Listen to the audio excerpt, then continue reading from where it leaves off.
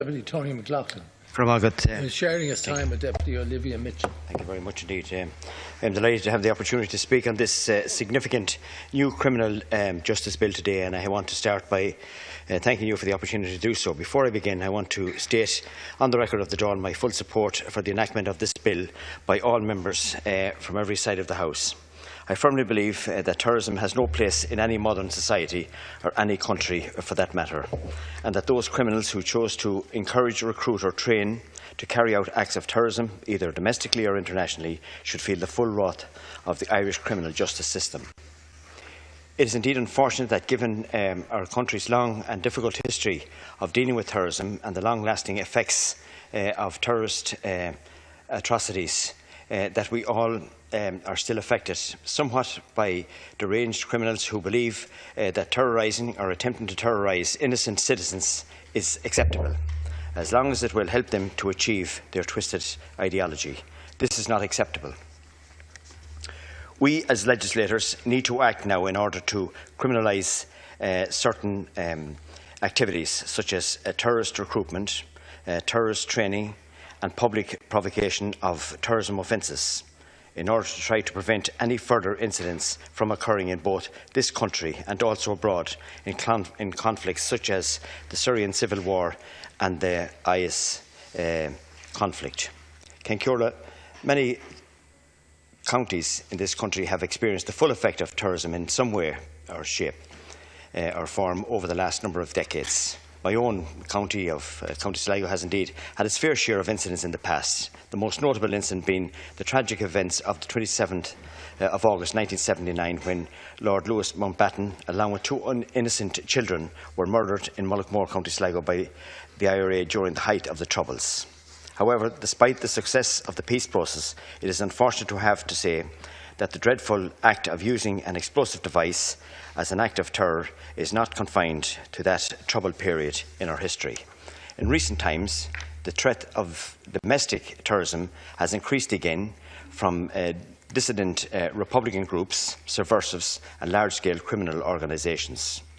A worrying example of this intensification occurred just last month in a quiet village in Ballysadare in County Sligo, where a dangerous pipe bomb device was detonated in a large estate where many children live and play. In fact, I've been advised that had the timing of the explosives been different, there may well have been fatalities at this incident. Another similar incident occurred recently in County Leitrim, where another pipe bomb device was found in a rural community near to Drumshanbo in County Leitrim. Both of these incidents required the Irish Defence Forces explosive ordnance disposal team to be deployed alongside the Garda. There are just two examples, of incidents which explosive devices which were intended to kill were placed in my constituency. There are many more I could mention if I had the time to do so. The criminals behind these types of incidents need to be stopped, and I am hopeful that the proposed contents of this bill, which will create 3 new terrorist offences aiming at hitting terrorist training and recruitment, will be effective at stopping this worrying trend for developing any further. I certainly believe that the introduction of the proposed new public provocation to commit a terrorist offence in particular is certainly needed.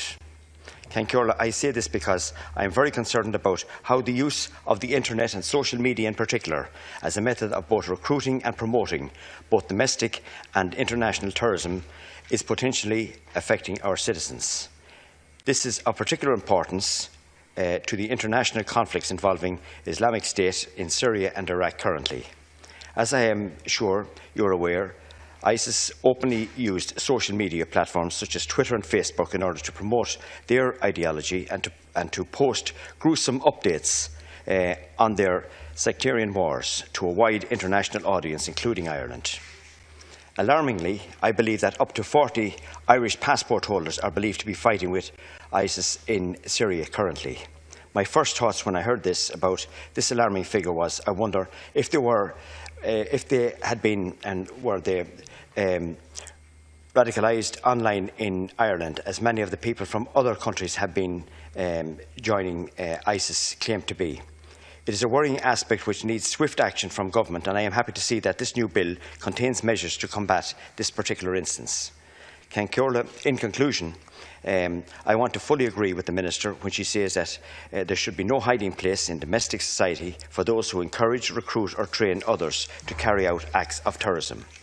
I also know that it has taken a great deal of time and effort to get this bill onto the floor of the House, and I wish to commend both Minister Frances Fitzgerald and her officials in the Department of Justice for the work which they have put into this bill to get it this far.